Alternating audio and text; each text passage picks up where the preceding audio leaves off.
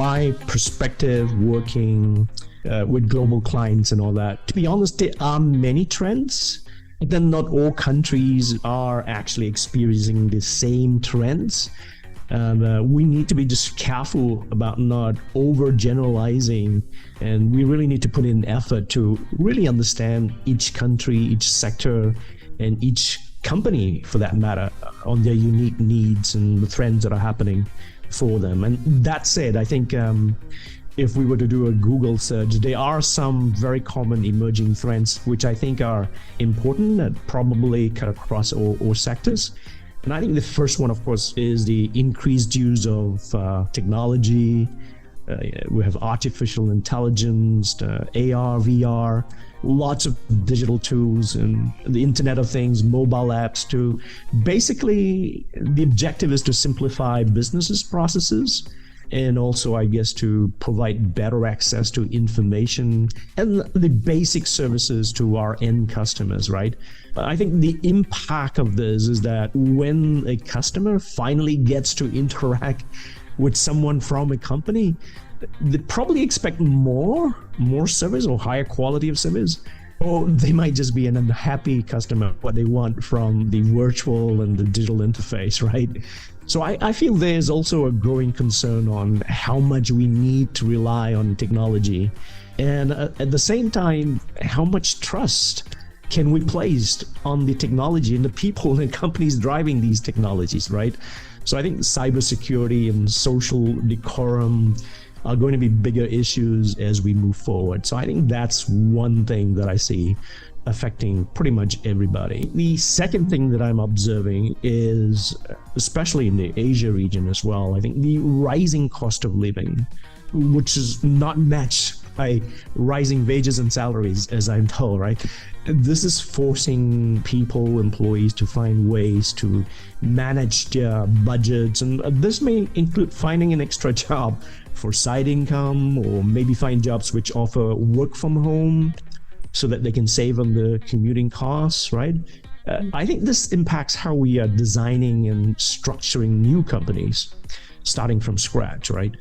But for companies which have been around for a long time, they have a large legacy structure, they're going to have to need to redesign and restructure so that they can remain relevant and competitive. The third one is really, I'm seeing that companies are becoming leaner and smaller. And then we have this concept of the extended company, like pretty much like the extended family, and the gig economy as well. So companies who can are going to choose to keep a lean and flat structure and rely on contract workers, outsource whatever they can, and also have strategic partnerships to manage that supply chain and also the business risk. And the old saying, oh, we all work for the same company, is being replaced by, well, we all work on the same project, right? So I think the impact of this is the potential for conflicting priorities and needs, also misunderstandings and disengagement is going to be huge. Yeah? So people also will not have the normal career progression, and they need to look after themselves more. I think the last trend that I want to talk about is really a demand for more transparency and integrity from people in power and in leadership roles. And if you really look back, despite the huge increase in regulation and oversight, we're not seeing less corruption and scandals in the corporate world, right? So I see that we're now expecting much more from our companies and their leaders in terms of doing the right thing for the society, for the community, for the environment. And this can impact many aspects of businesses like ESG, public relations, data security, and even CSR, right? So those are the four main trends that I can think about at this point. So I'm going to put myself back. If I were just joining a company today as a young 20-something, or even maybe having worked sometime in my 30s and 40s, and even taking myself as an example, what do I need to do to be able to thrive in the next 5 years or so, right? I think the number one is really about digital literacy, right? And being able to differentiate between real news, fake news, and looking at what kind of data analytics I need to rely on to make the important decisions and what kind of information are critical for the business in order to make the proper decisions, right? I think that's the first thing I need to be better at. The second thing is really communication and collaboration skills. As I said, we have an extended company, extended family. Communication, collaboration skills is going to be absolutely critical. The third one, I think we need to equip people with the ability to manage their own personal growth, take ownership for their own sort of career development, yeah, their own success, managing priorities, in fact, completing conflicting priorities. And also having that growth mindset, because the world is going to have plenty of challenges in the next 5 to 10 years, right? I think the last probably important skill is to be resilient, to have that agile mindset, and to have some form of strategic thinking. So looking forward, in other words. The L&D community has been playing a very important role so far. I mean, you were invited to be part of the strategic planning and decision-making table. I think we can continue along that path, but perhaps be more proactive and continue to realign, what we do, services that we provide, capabilities that we are developing to match the redesign and restructuring of organizations for the future, right? And I see L&D providers as valuable partners for thought leadership and also as a catalyst for many of the changes that are needed in organizations. So L&D providers and practitioners also need to integrate more of the technology, as I mentioned earlier, the AI, the AR, VR, and all that, quantum computing even, right? To be able to serve our companies and our stakeholders better in terms of contextualizing and also customizing L&D solutions to suit specific needs of the stakeholders and participants, right?